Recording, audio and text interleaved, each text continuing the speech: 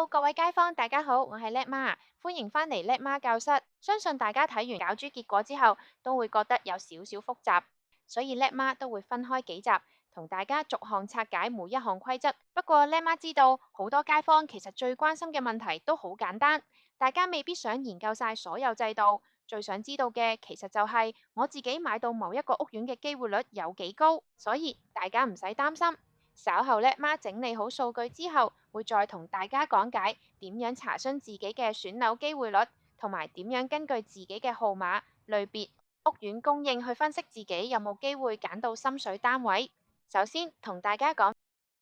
今次最新一期居屋2025攪珠結果。今日香港房委會已經完成咗3個計劃嘅攪珠，而今次係一個非常特別嘅安排，係第一次同期推出同期攪珠。根據房委會公佈，今期居屋2025收到約104000份申請，綠置居2025收到約31000份申請，而白居二2025就收到約48000份申請。當中超過65%申請人係一次過申請2個計劃。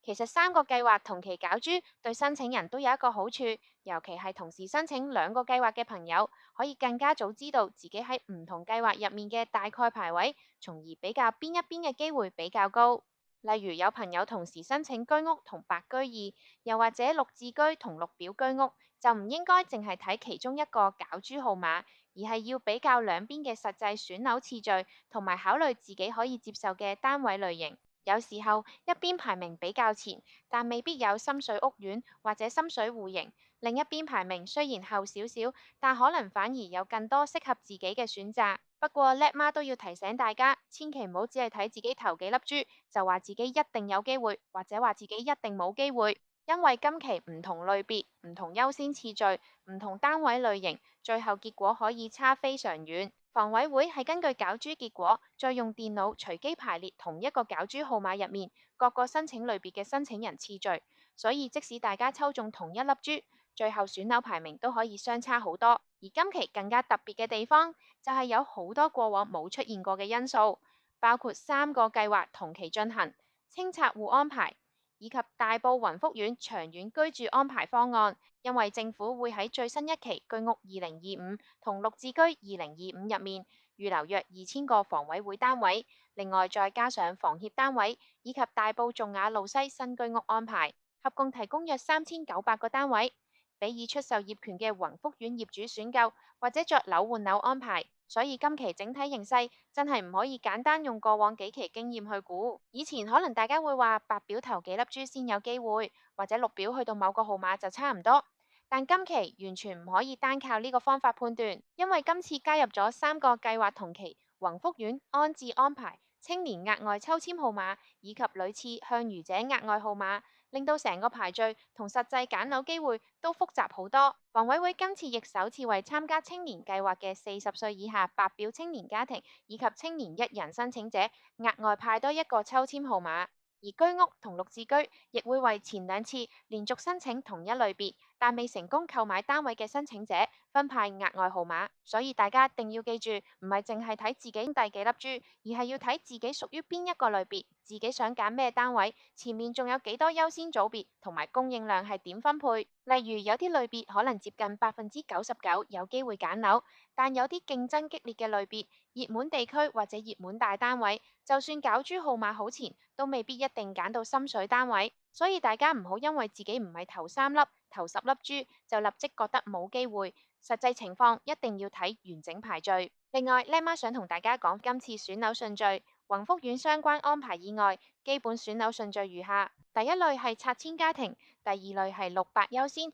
第3類係綠白家庭，而白表家庭再細分白核家庭優先，之後先到白非核家庭。第4類係拆遷單人，第5類係綠白單人。所以大家分析自己機會率之前，一定要先搞清楚自己屬於邊一個組別，因為唔同組別前面嘅競爭人數完全唔同。跟住叻媽同大家講點樣核對自己嘅選樓次序。每一位申請人都有一個申請編號，大家可以去房委會網站查看攪珠之後公佈嘅隨機排列次序 PDF。今次房委會效率都非常高，攪珠完成幾個鐘之後，已經將居屋2025、綠置居2025同白居2025嘅攪珠結果上載到各自指定網站。申請人亦可以透過房委會網站熱線27128000或者親身到指定辦事處查詢。舉個例，如果我嘅申請編號係 W 字頭，即係白表，尾數係6681，咁最後兩位數字就係81。如果今次白表或者居屋攪珠入面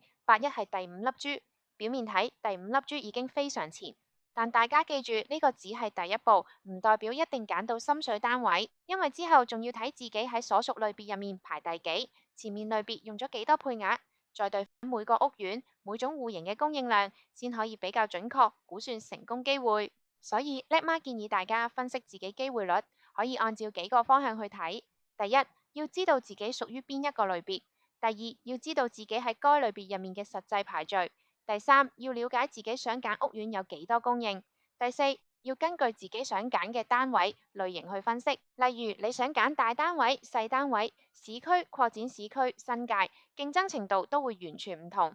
表面供應量增加，唔代表每一個類別嘅實際競爭都一樣。有啲屋苑供應多，但可能申請人更多；有啲屋苑供應少，但未必所有人都會選擇。所以真正機會率一定要拆開分析。最後，叻媽想特別提醒所有白表朋友，如果收到房委會邀請提交入息同資產申報，一定要交，一定要覆，一定要準備好相關文件。房委會會按次序發信或者電郵邀請白表申請者同持有效綠表資格證明書嘅申請者提交入息及資產申報表同證明文件，作詳細審核，核實資格同最終選樓次序。如果唔交資料，可能連後續選樓機會都會失去，到時先後悔就太遲。今期居屋2025、綠置居2025同白居二